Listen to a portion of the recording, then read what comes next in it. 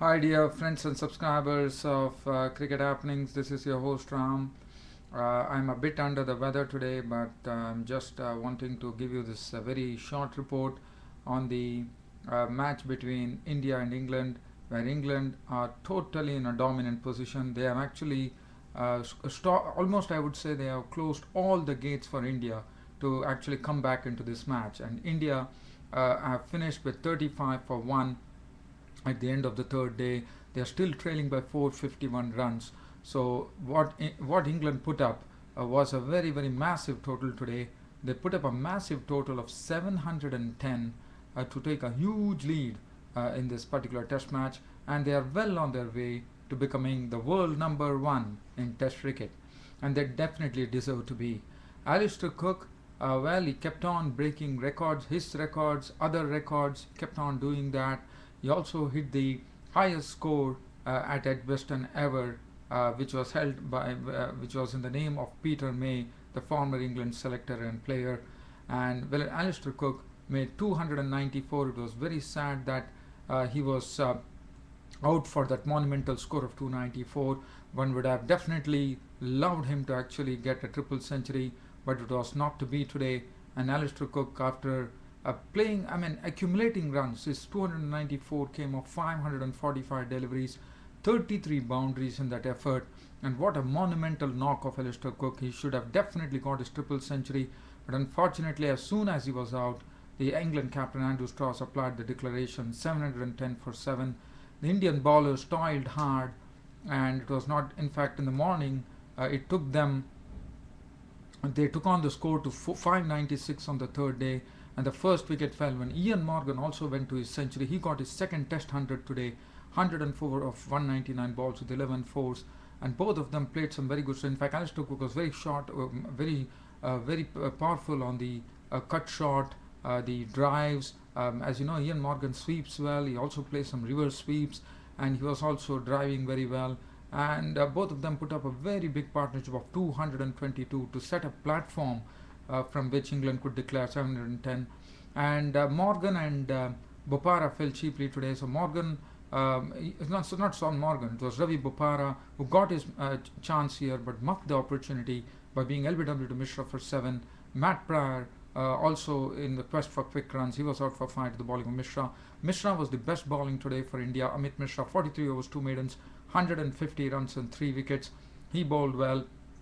And Bresnan again pasted another 50 today. He was not out on 53 of 75 balls with 6 fours and 1 6, and the 6 that he hit was carted by Bresnan of the bowling of Ishan, just smacked him over the wickets for a 6.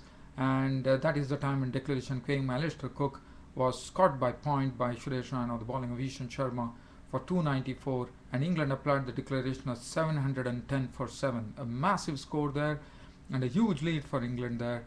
And with this lead, actually the lead was 486 run lead, for which India has wiped off 35. But India started off in a very disastrous manner here when Virendra Sehwag picked up a king pair. So in fact, the very first ball in the first innings, he was caught behind, and in the very first ball today, Sehwag tried a very forcing shot from the offside, got an edge to onto. Strauss held the catch, and Anderson was the bowler. That was the first delivery of the second innings, and India were 0 for 1. And Sehwag walked very dejectedly back to the pavilion for a duck. So he collected a king pair in this particular match, Virendra Sehwag. And after that, Gambhir and Dravid saw off the day for India. Not out on 14, Gambhir with 2 fours, and Rahul Dravid was not out on 18 with 3 fours. Well, as far as the bowling was concerned, Anderson 5 overs, 1 maiden, 1 for 18. And there was definitely some hint of spin because Mishra was bowling in the morning. He was turning the ball. Now Graham Swan got a confident appeal turned down against Gautam Gambhir for an LBW. Kevin Peterson also turned the ball and actually had Dravid in a quandary. So definitely there is turn. It is not going to be easy. 451 runs still in arrears, India, and it is not going to be easy. It is a very stiff task. The only thing that India can do here is try to draw the match and hope for some rain to fall. But well, whether that is all going to happen, we'll know only tomorrow. But as I said, India to get out of jail is going to be very difficult. 451 is too tough a task Probably in the annals of history, I don't think any team would have ever saved such a test match, but you never know. But one thing, well, England definitely deserve credit, and Alistair Cook, what an innings! It was his first century first double century on English soil, and well, he would have definitely eyed the 333 made by his mentor Graham Gooch, but it was not to be. Unfortunately, he was out for 294. Well, but it was a great day's play for England, no doubt about that, and probably they are on their way to winning this series and becoming world number one in Test cricket. Now, as far as the next match, very quickly I have to cover this.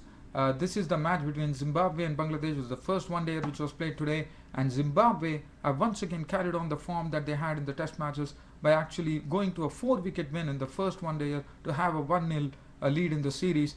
And the heroes there, first it was with the ball. Brian Vitori on his the left arm seamer on his debut in this one-day international match against Bangladesh became the first Zimbabwean bowler ever to take 5 wickets on his debut, as his figures read 10 overs no maiden 5 for 30. In fact, he knocked the top order off. First he picked up the wicket of Tamim Iqbal, who actually was done in by a very clever piece of bowling by Vitori after bowling showing some very good swing bowling. He actually wrapped up the wicket of Tamim Iqbal for 4 first. Then Shahriar Nafiz, the left-hander, was clean bowled by Vitori for 14. Imrul Kais was LBW to a straighter one from Vitori for 11. And Mohammad Ashraful tried to hook Vitori, and he was out for 2. And 4 wickets for Vitori, all the 4 wickets, 33 for 4, and all the wickets were in the bag for Brian Vitori. And after that, the only thing Bangladesh can really talk about, they were 43 for 5 and Mahmoodullah was out.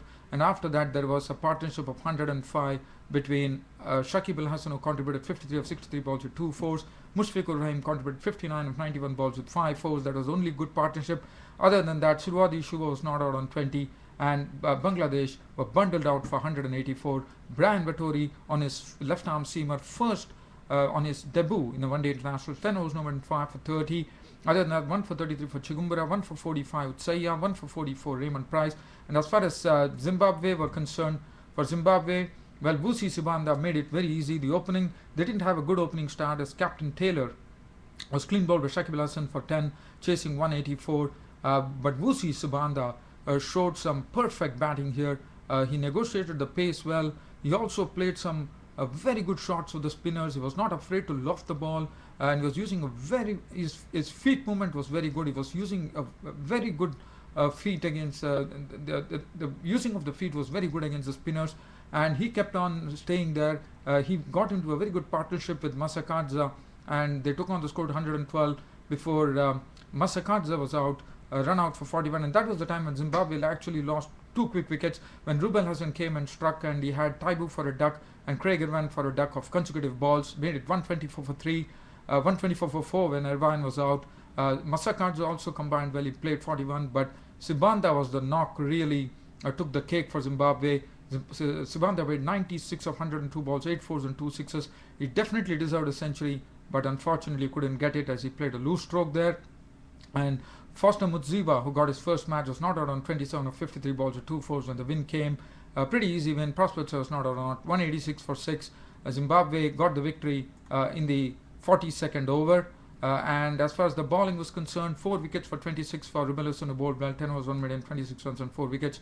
A bit of a puzzle that Shafiul Islam bowled only 2 overs, no maiden, none for 13. Abdul Razak was very severely dealt with Vusi Sibanda, who used his feet against the spinners. Abdul Razak was not allowed to even pitch the ball up when Vusi Sibanda kept on repeatedly hitting him.